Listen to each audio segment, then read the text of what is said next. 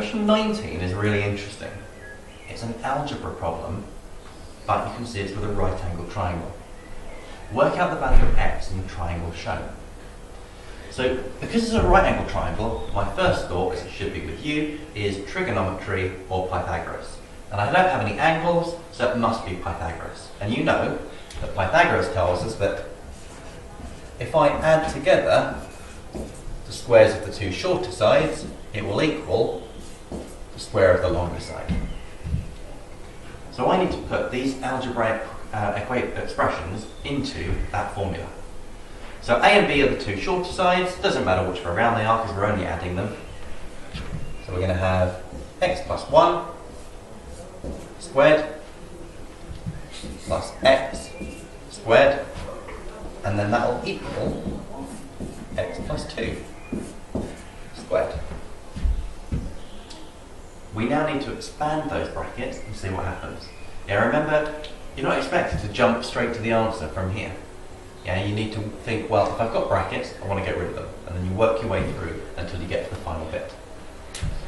So x plus 1 squared. Well, that means x plus 1 times x plus 1, which will be x squared plus 2x plus 1.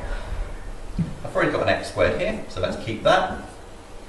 And then the other bracket. So that's going to be x plus 2 times x plus 2, which is going to be x squared plus 4x plus 4. In order to collect this together, we want it all on one side. Okay? So if I start off by collecting our like terms on this side, so we're going to have 2x squared plus 2x plus 1, and that equals x squared plus 4x plus 4. And then I'm going to start moving it over, and it would be easier to move to this side. So when I take away my x squared from this side, I'm going to be left with 1x squared.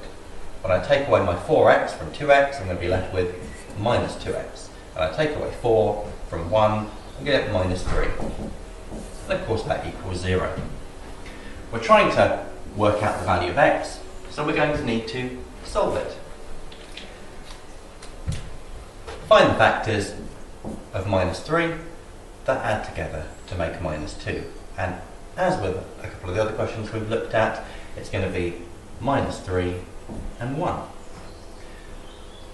So we put it into brackets, we're going to have x minus 3, and then x plus 1, and that equals 0.